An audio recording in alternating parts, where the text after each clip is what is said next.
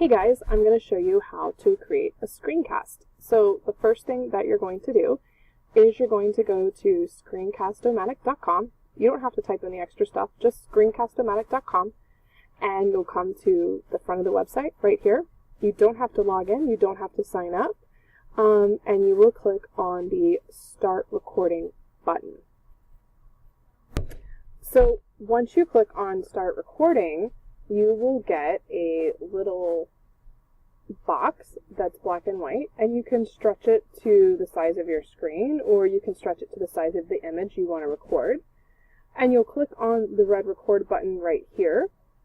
It will count down for you 3, 2, 1, and then you're ready to begin recording.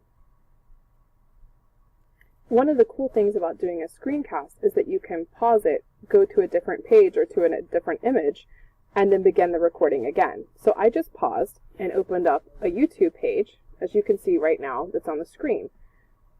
Now the thing that's really cool is I could go ahead and hit this play button, but then it's going to play the whole thing. And you might ask, well, why would you hit the play button? Well, maybe I want to talk, but I only want to show about 10 seconds of a video. Well, I can have that. I can have my talking, and then I can show 10 seconds of a video, and then I could go back to my talking. But I would probably rather squeeze my window down so it's just the size. So if I wanted to do that, all I would do is click on the pause button, which you can't see right now because I'm talking, but it's right down here. I would pause, and then I would move the guidelines, those striped lines, so that they were just around the YouTube video, and then I would press play again. So check this out. So as you can see, I just squunched my screen down so that all I'm looking at now is the video, and I can actually hit play here, and I can play. And I can even talk over the video if I want to. It's a cool option.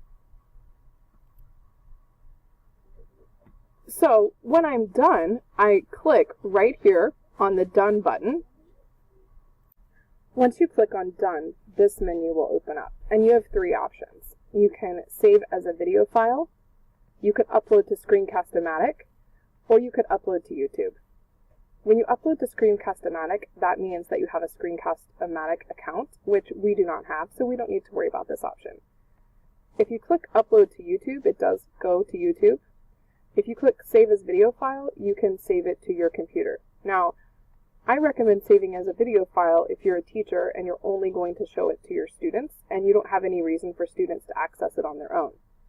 If you're going to flip your classroom, or you want students to be able to review the information, or if this is information for absent students, I would think about uploading it to YouTube. If you choose to upload to YouTube, it'll take you through the process of logging into your YouTube account. So you'll need to know your Google login and your Google password, because YouTube is actually a Google-owned entity. Once you do that, it'll have your account name right here, so there's my account name. It'll automatically default to a recording number. You can click on that and you can change it to be whatever you want, and that will be the title of your video when you upload it to YouTube.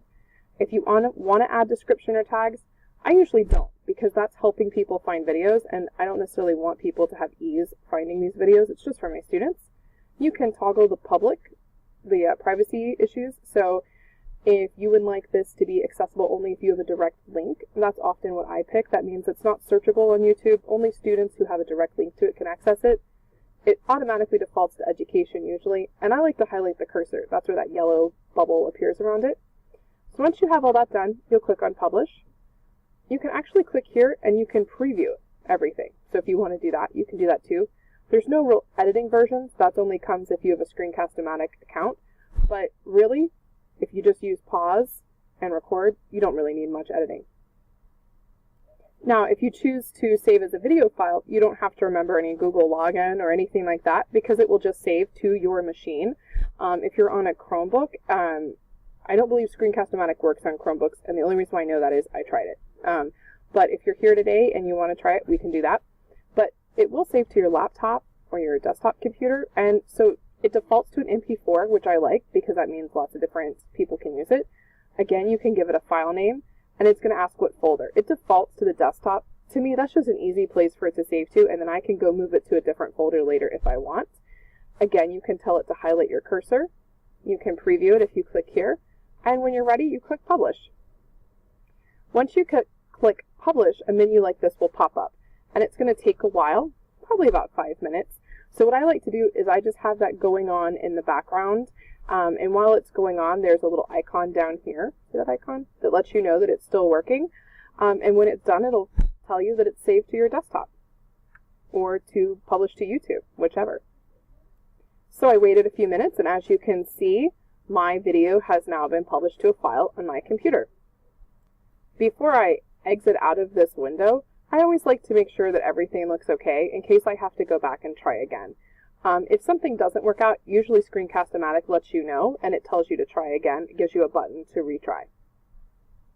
So here I am on my desktop, and there's my recording. You can see I didn't give it a very fancy name. It's just called Recording 23, and if I click on it, it'll open in Windows Media Player.